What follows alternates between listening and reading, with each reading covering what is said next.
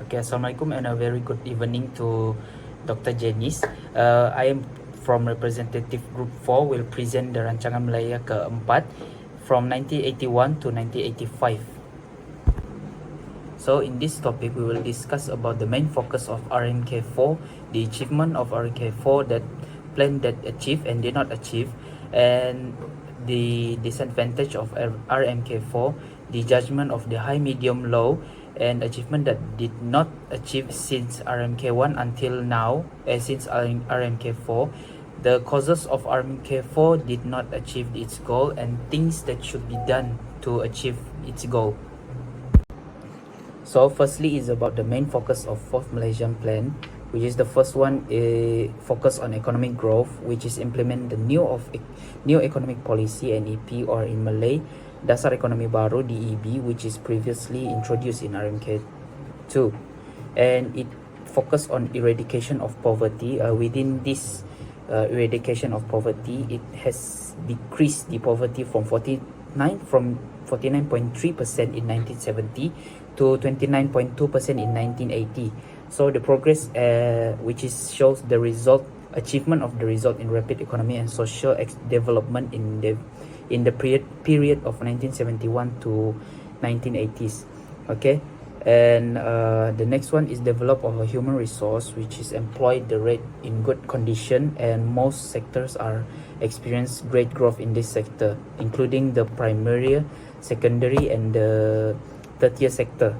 So in this context, the GDP has grown an average of 5.8% per annual, and per capita also increased by 4.4% annually from 3,171 million in 1980 to 4,609 million in 1985. And lastly is about the public investment. So government gradually invest in this type of campaign, such as cultural, community development, security, and general admin, to increase the social and the economy sector. So for example, the culture activity to enrich the national culture, like 4 of the project has been introduced. For example, the Museum of Art, the National Academy of Fine Art, the National Culture Complex, and the National Theatre.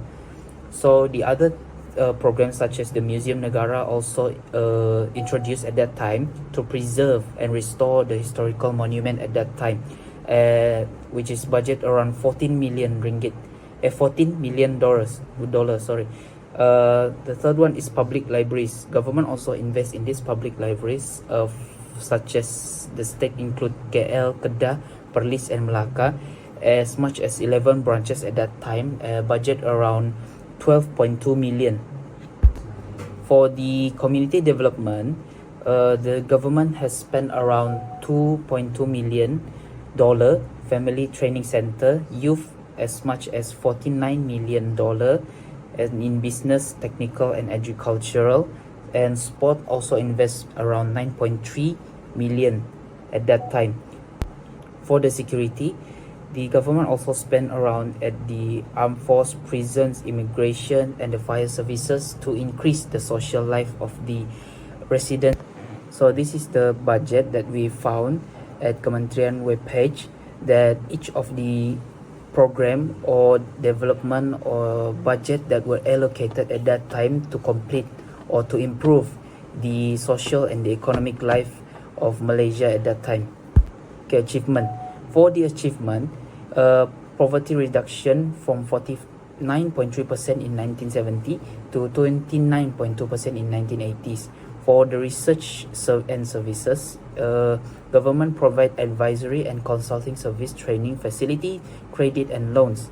For the skill and entrepreneurship, also involved in this achievement, which is technical knowledge and entrepreneurship. For this time, the role of institution are most important to increase and or enhance the skill of the young entrepreneurs that will involve in the Malaysia business.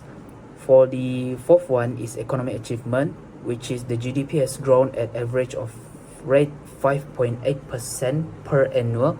For per capita also increase by 4.4% annually from 3,171 million in 1980s to 4,609 million in 1985.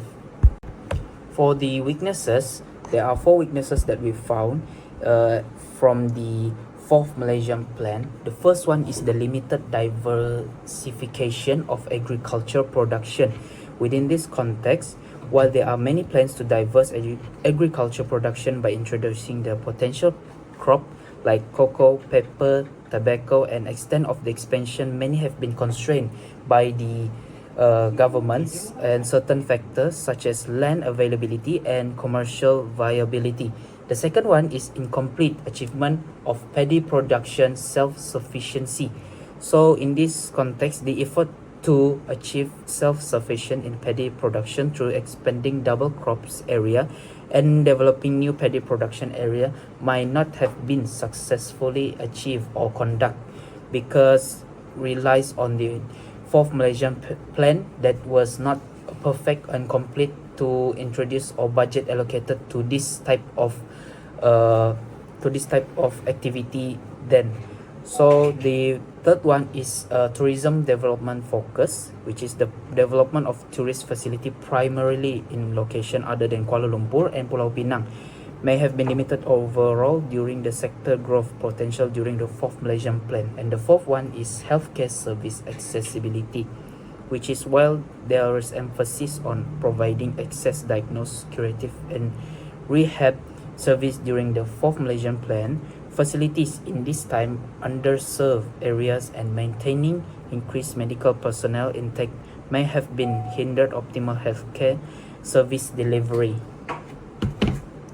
Next, for the judgment, is the development of human resource, which is from our point of view, which is low judgment, where the unemployment rate were higher in urban area, where the labor market were more formalized in the rural area. In although the unemployment rate were low at that time, but the underemployment was seriously low. The female unemployment rate in 1970s were 1.5 times of male unemployment rate, which is 50% of the employment rate are below age of 19, 27% in the age of group 20 to 24 years old, and around 17 to 10% were experienced, but those in age group 15 to 19 and 20 to 24 years old.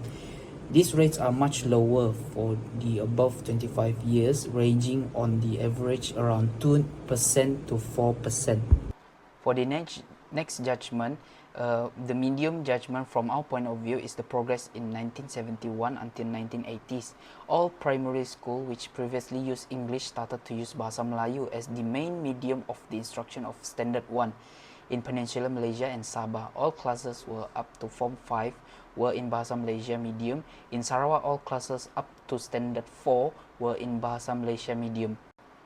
The next one is the growth and the structure of Malaysia economy, which is the first one is structure of production. The Malaysia economy at the rate of 7.8% per annum during the decade, slightly lower than the rate of 8% targeted for period.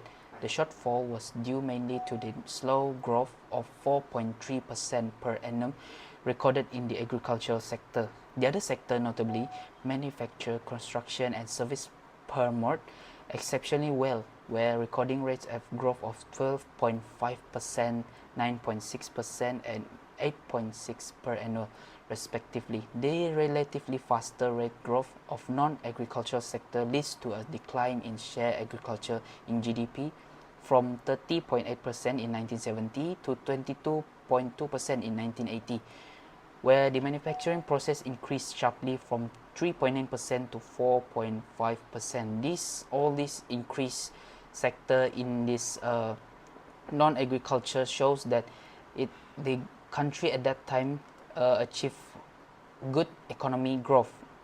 So from the agricultural sector also, even though it is not slightly higher or growth than the non-agricultural sector, but it has also contribute many of the crops or from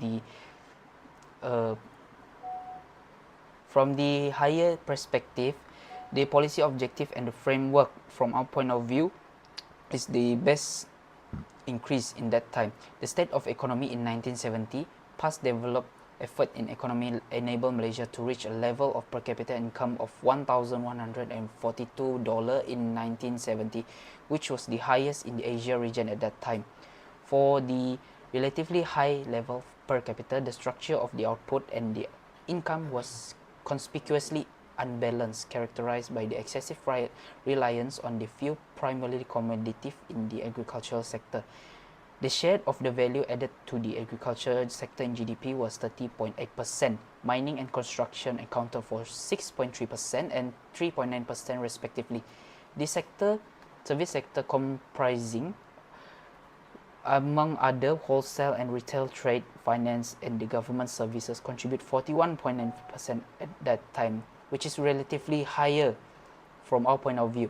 The source of growth also, both domestic and external demand, provide the thrust for the expansion of overall output during the decade, which is the external sector demand accelerating during 1976 to 1980 and include a significant increase in domestic production. Domestic demand also increased considerably, providing additional stimulus to accelerate growth.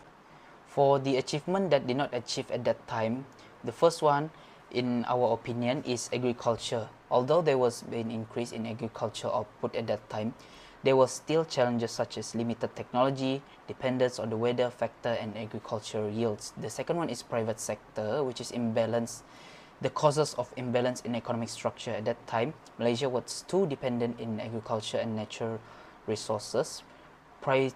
Privatization is more difficult to implement in this sector, as most government own the company engaged and in agricultural farming. The third one is eradication of poverty. In a study covering 2,700 single crop paddy farmers in Peninsular Malaysia, it was found that the off-farm income accounted for 50% of total household income. However, in spite of the availability of this income, about 80% of the households surveyed was still drawing income below the poverty line. This indicates that needs of provide them of farming high job opportunity. The causes of the fourth Malaysian plan, or RMK4, did not achieve. The first one is global economic recession, which is affect Malaysia's export-oriented economy, led to reduced national income and economic instability. The second one is decline in commodity prices. Between 1984 and 1986, commodity price fell drastically at that time, reduced Malaysia export earning, directly impacting the government revenues and its capacity to fund development projects. The third one is high inflation and rising employment, increased as the cost of import goods rose, exacerbating and economic challenges. And the last but not least, the things that should be done to achieve its goal. The first one is increase the productivity, enhance the quality of life of the rural poor through the rural modernization. The second one is the increase of share of Malaysian, particularly Bumiputra, in the ownership of productive capital in economy. The third one is conduct a thorough analysis of social and economic forces, both domestic and international, to define the parameter of development. The fourth one is implement the strategy for agricultural development, including modernization, commercialization, and institutional improvement. The fifth one is implement the low-cost housing scheme and initiative to provide affordable housing for the targeted group. These were the two references that we refer to between our group to find the information to done this slide and presentation. That's all from us from group 4. Thank you very much.